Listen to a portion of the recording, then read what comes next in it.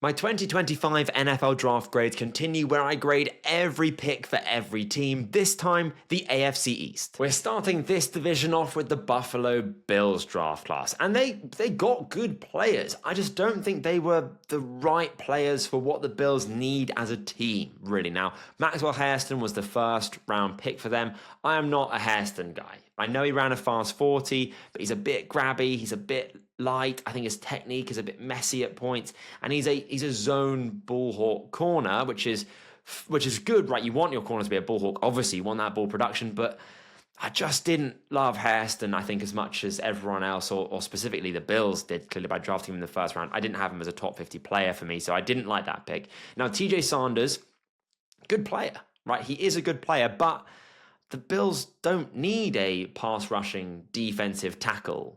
And it's not all about need the draft, right? I completely get that. But the Bills did need to get a bit more stout, a bit heavier up front, more bulky, have more mass on that defensive line. When they played the Broncos in the playoffs, I was a bit worried that the Broncos would kind of run all over them with their dominant offensive line, their mauling offensive line. Now, we never got to worry about that because the Bills scored from like the first play or the second play, and then the game just got away from the Broncos and they couldn't run the ball at all. But I am worried that in the playoffs, something like a lighter defensive line that the Bills generally have could be exposed. And I think adding an interior finesse pass rusher, I don't know, I was left wanting more from that pick. Now, Landon Jackson, though, at 72, that was a fantastic pick. I think he's got high upside as a pass rusher. He's still working on putting all of it together, but they've got a really good defensive line rotation, which I know I was just complaining about with TJ Sanders. I wanted him to be heavier, but on the plus side, they do have a really deep defensive line rotation. Specifically at edge, they got Joey Bosa now. They need him to be healthy, so they need that rotation. Gregory Rousseau, AJ Epinesa. You've now got Landon Jackson, and then at defensive tackle, you've got Larry Ogunjobi, TJ Sanders. It works nicely, right? It does work nicely, that element of it, but I do wish there was just more of that, like a Tyleek Williams almost from the Lions took. Just I want someone to be able to absorb double teams on that defensive line consistently. Now, Deone Walker, some of you might say, well, that's him, right? This is a 91st percentile weight, 99th percentile height guy. He's 313 pounds and almost 6'8". You'd say, well, he's going to be the guy that's going to absorb double teams and plug multiple rushing lanes and be that stone in the middle of the defensive line. Not really, right? Not like his frame would suggest. Like he's too tall, really. He plays with really high pad level, and it is the case of a physics battle along the trenches. The reason why I like Amar Mambu is because he is shorter. He wins the natural leverage battle. Low man wins, and no one can get higher than Deone Walker. Even if he's in his a 3-point stance, he'll still be like 6 foot tall.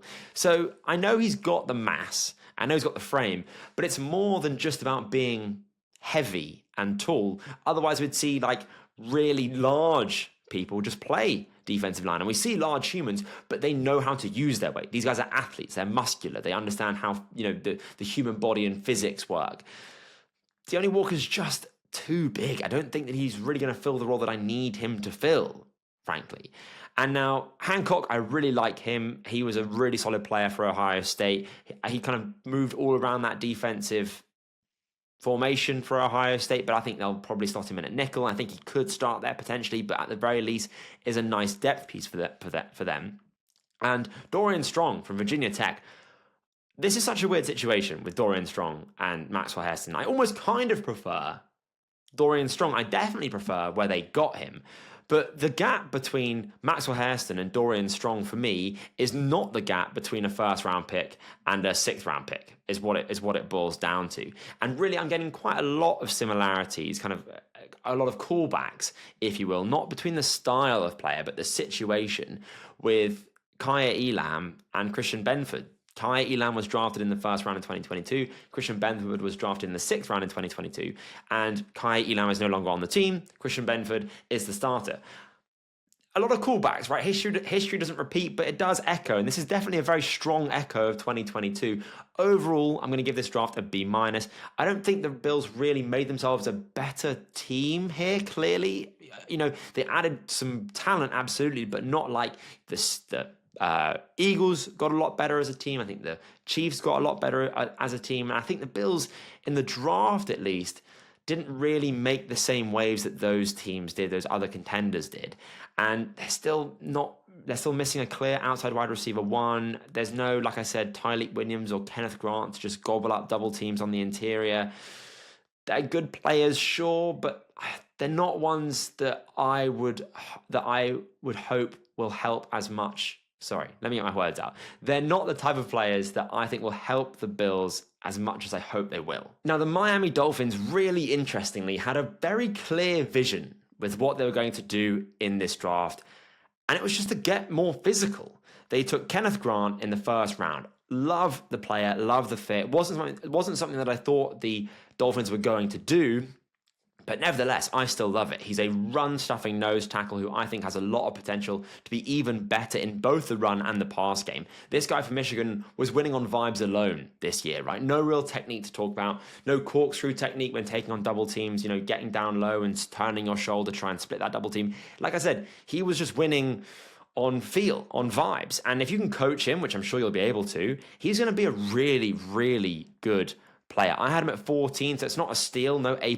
there, but I think it's a really great pick and a really great fit, and he fills the hole, the big hole, literally left by Christian Wilkins. Then we got Jonas Aveana. That was a bit of a reach for me, but this is where the nuance comes in, is that, yeah, that was a reach, but I like him as a player, and he fits what the Dolphins want to do offensively. Now, what they ask of their offensive linemen means that very few of these offensive linemen in this class are really going to be on their board. Like they need their offensive linemen to be super athletic and to have really good movement skills with all the outside zone stuff they run. And so, someone like, for example, a Tyler Booker they wouldn't even take him in the 6th round because he's just not a fit for that team. So really, the pool of offensive linemen they were choosing from in this draft were pretty minimal. And so, yeah, they gave up a lot for him and it was a bit of a reach, but you've got to think about this from a team perspective, not just from a kind of grey board perspective where you're looking at all these players with no real fit or scheme or anything in mind. I think that's the nuance that you need here. Now, I think he's a really good player and a good fit, like I say, but he does have work to do, so that does not look great as well. And then we got Jordan Phillips. He's a good run-stuffing defensive tackle, maybe someone the Bills should have taken. They keep just bolstering the trenches in Miami, which I think is really good. They're going to get better against the run. They're not adding another 4-3 running back, scat back with the kind of middle picks here. They're getting stronger, stouter, heavier along the trenches. And then Marshall, Trader, they're fine picks, no issues there. And then, interestingly, which was the kind of nail in the coffin, if you will, for me knowing what the USP was of this Dolphins draft class was when they took Ollie Gordon, right? What I was really big on, I spoke about it in the NFC North draft grades episode with regards to the Packers, is what I'm really big on is the diversification of skill sets in the NFL. They've got speed in droves in Miami, and I think we saw how far speed alone could take them. Doesn't really work that well in January, doesn't really work that well in short yardage situations. Yeah, they can slice and dice defenses for 50 points in some weeks when they went against the Broncos 2 years ago now. But I think the league caught up with what they were trying to do, and they were left with no change-up. They were a one-dimensional team with just speed. By adding Ollie Gordon, he's not Derrick Henry. He's not going to, blow this team wide open, and this is the missing piece. But they already have speed. A-Chain and Jalen Wright both run 4.3s. They need that downhill bruiser, and Ollie Gordon is 95th percentile, almost 6'2" in height, and 83rd percentile in weight. Like this guy, he's going to be that mass that the Dolphins were lacking. The Dolphins really were lacking in goal line situations, really, like 3rd and short. And they weren't that great at running the ball in those kind of situations. And he can be the back that you get on the field and go, right, Ollie, run downhill, pick up those 2 yards that we need, keep us ahead of the chains. A-Chain isn't really that guy. Neither is Jalen Wright. They're the outside guys you want running out to the tackles. They can obviously run in between the tackles, but I like Gordon as that switch up. Now, you took also Quinn Ewers, Dolphins fans. You took Quinn Ewers in the 7th, and I mean, look, why not? With Tua's injury history, it makes sense to have a potential high-level backup. I mean, Quinn Ewers has a lot of potential, never been able to put it all together at Texas, and really his time ran out with Arch Manning being on the bench, and he probably just should have stuck in college and got $8 million on NIL rather than the, I don't know, a couple 100,000 maybe he'll get in the draft. Now, look, I'd love that couple 100,000, don't get me wrong, but relative to what he could have been earning, maybe he should have stayed in college. But he is a point and shoot quarterback. At the very least, Ewers can. If you tell him, right, throw it to this guy on this play, throw it to that guy on the next play, he can do that. He's that point and shoot quarterback. And with Tua's injury history, you might need him. He's a very flawed quarterback, but who cares about flaws in the seventh? Just take the pick. It's a fine pick. So overall, the Dolphins are going to get a B+ from me. It was a good draft. They got good players. They got better where they needed to get better. But what I've had to do with this draft class is separate it from my opinion of the Dolphins' outlook this year. The Dolphins are in a very odd situation. They're kind of going through a bit of a rebuild, but it's also a kind of do or die year for Mike McDaniels, Mike McDaniels maybe. You know, Tyreek's got one foot out the door, Jalen Ramsey's gone. It's just a very interesting scenario for the Dolphins this year. I don't think they're going to be that good as a team, but I do think that this draft is going to lay the foundations for not a rebuild maybe, because they're still going to have Tua, they're still going to have Jalen Waddle and players like that, but it's definitely a retooling. Now, I've been so excited to talk about this draft class from the New England Patriots because not only do I think it's one of the best draft classes this year, if not the best, but I think it's one of the best draft classes I've ever seen. I love this draft class from top to bottom, and I genuinely mean from top to bottom. So we start off at the top with Will Campbell, my OT1, taken 4th overall, absolutely vindicated. Arm length be damned. Obviously, Mike Vrabel and the Patriots see this guy as a left tackle. They're not going to draft a guard with the 4th overall pick. And they needed someone that could play on the left. They've got Michael Onwenu. They've got Morgan Moses, right guard and right tackle, respectively. And he's a clear upgrade to, who's it, Vidarian Lowe? Or I don't even know who it was for the Patriots off the top of my head, starting a left tackle. And he's going to protect Drake May. He can kick into guard if needs be, if it's an absolute disaster for him at tackle, but I think he is going to be fine at tackle. Now, they also took Travian Henderson, the running back from Ohio State, with their 2nd round pick. And I love this guy. He was one of my favorite players in this class, my clear running back 3. He's just so electric. He can score from anywhere on the field. He's a threat in both the passing game and the rushing game. He's fantastic in pass pro, the best running back in pass protection in this class. He's just a weapon for Drake May, both as a protector in the passing game and as a threat himself in the rushing and the passing game if he's not in pass pro. He's just so good. And also what I love about this pick is that he complements really nicely with Ramondre Stevenson. I don't want CJ Henderson? No way. I don't want Travian Henderson to be to get more than 17 snaps a game because you don't get your best version of Henderson when he does get that kind of workload. And what's good is that you have that complementary backfield, that diversification of skill sets with Ramondre Stevenson, a heavier, more downhill rushing threat, and then you have the Henderson outside threat who can kind of score on any sort of situation. Again, you have that kind of David Montgomery, Jahmyr Gibbs-esque setup. Not exactly the same, don't get me wrong. That's a very unique setup, but it works really well that having that complementary running style. And then with the 3rd round pick, the Patriots select Kyle Williams, one of the best separators in this class, in my opinion. Really fast, got good ball skills, good at contested catch situations, good after the catch. He just ticks so many boxes for me. He was my wide receiver 4, my 20th ranked player. I think a really underrated player. He gets an A+ because it was an absolute steal. Henderson and Campbell, they were taken at the values that I expected them to go at per my big board. So whilst I love them, they only get the A's.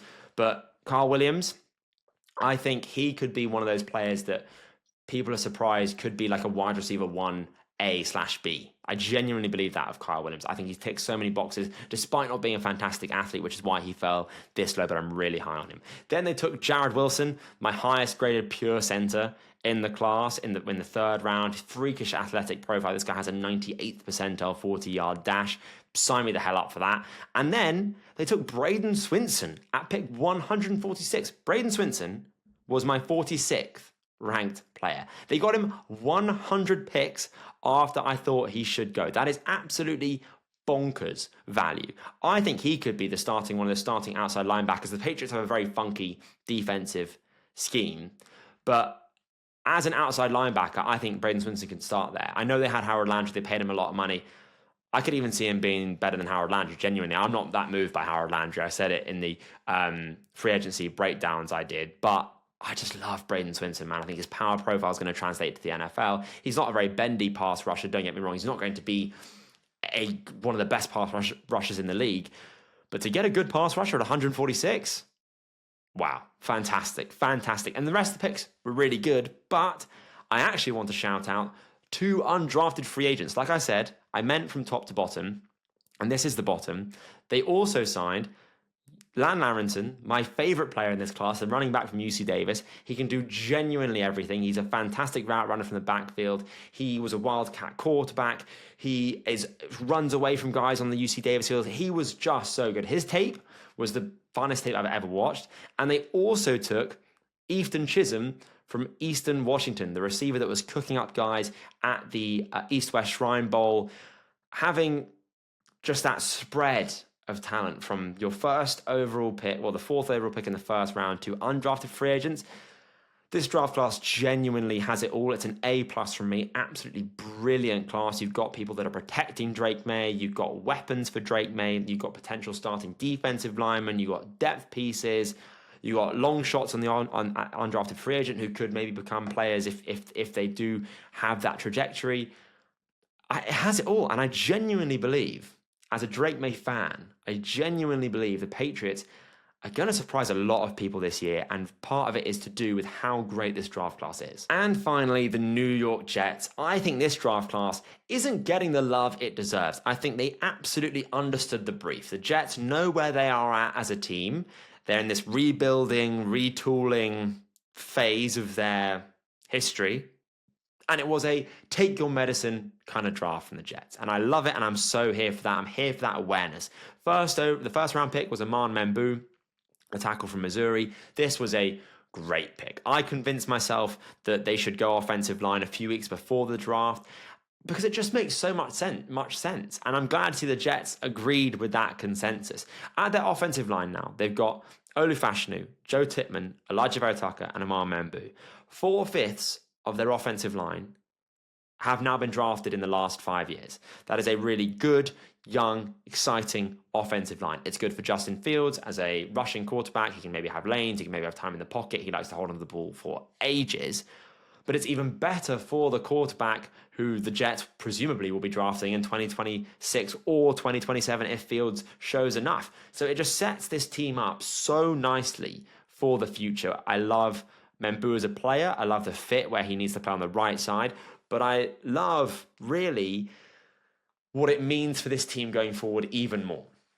Now, they took Mason Taylor in the 2nd round. Tanner Estagran gets his tight end coming from Detroit as the passing game coordinator. He's seen firsthand how a good tight end can kind of unlock the passing game.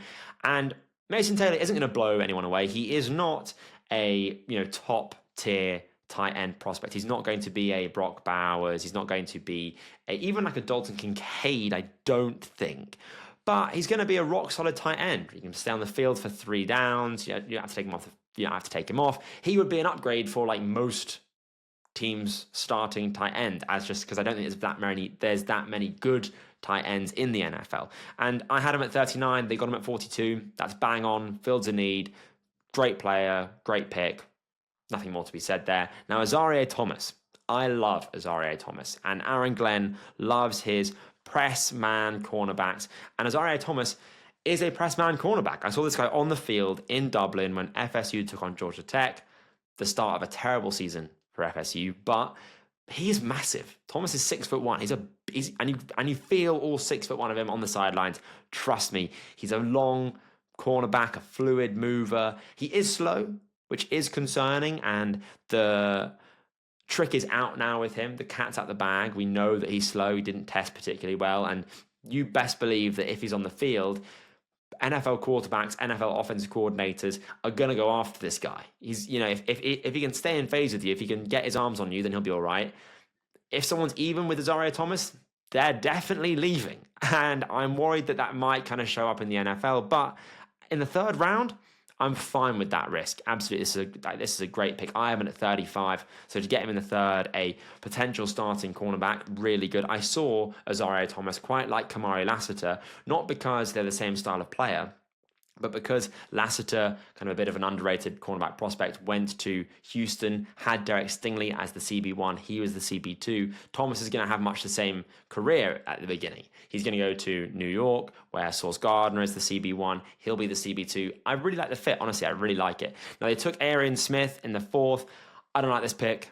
I think there were better wide receivers on the board. I'm not sure what role Arian Smith fills. I know they need that kind of deep threat, but he'll fill the Marquez Valdez-Scantling deep threat role, someone that's fast but doesn't have very good hands. So I don't like that deep threat that can't catch. I'm good, thanks. I'll take someone else. Elikai Manor was on the board. That would have been a better pick.